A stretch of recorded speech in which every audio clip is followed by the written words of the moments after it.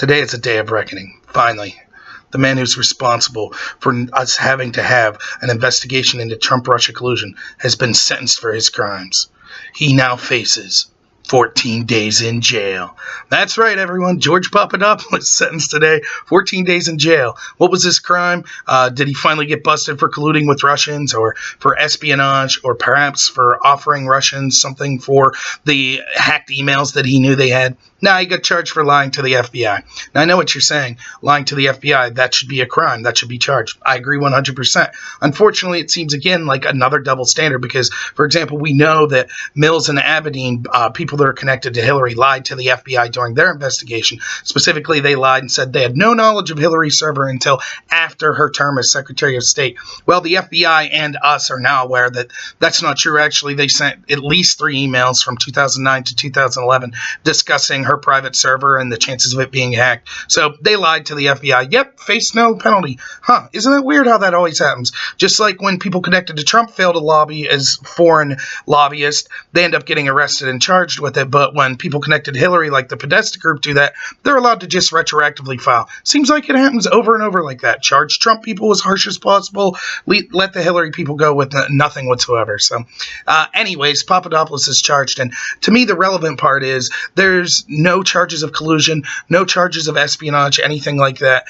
It just further shows that the beginning of this investigation was a joke and a witch hunt from the get-go. Now remember, everyone originally thought that the dossier that Hillary funded was the impetus for the start of the investigation. But once shady stuff started coming out about that, like, for example, it was paid for by Hillary and that it was used a former spy from MI6 to do the investigation, and the fact that its source were Russians. That's right, everyone. Hillary paid a company to get dirt on Trump from Russians. The very same thing they're accusing Trump of doing to Hillary and investigating.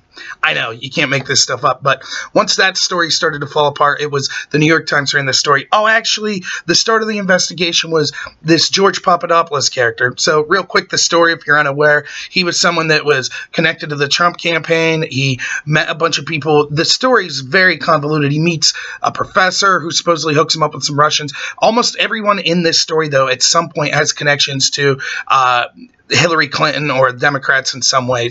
But we won't get into the details now. What ends up happening is he meets some Russians. The Russians end up telling him, hey, we got the goods on Hillary. We got some dirty emails that shows she did something bad.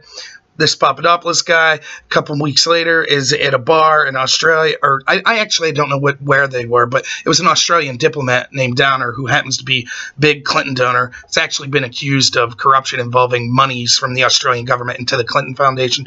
But anyways, he tells this guy all drunkenly, hey, guess what? I talked to this Russian. They say they have dirt on Hillary. And that right there, a drunk guy saying a Russian told him they had dirt on Hillary, was enough to start this investigation, because Downer then, after the WikiLeaks emails, gets hold of people in the FBI and bam, they start this. Clearly this Papadopoulos guy was involved.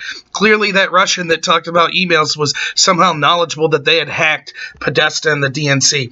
Never mind the fact that everyone and their brother were talking about Hillary's private server and how probably every country in the world had hacked it. So if you were just some Russian trying to blow smoke, you would say, and you said you had dirt on Hillary, what would you say you had? Of course you would say emails. It's public news that she had an unsecured server in her bathroom. So of course if you're trying to sell someone a load, you're going to say, yeah, I got emails. Notice that this Russian never said, I got Podesta's emails. He never said we hacked the DNC. He just said, yeah, we got dirt on Hillary in the form of emails.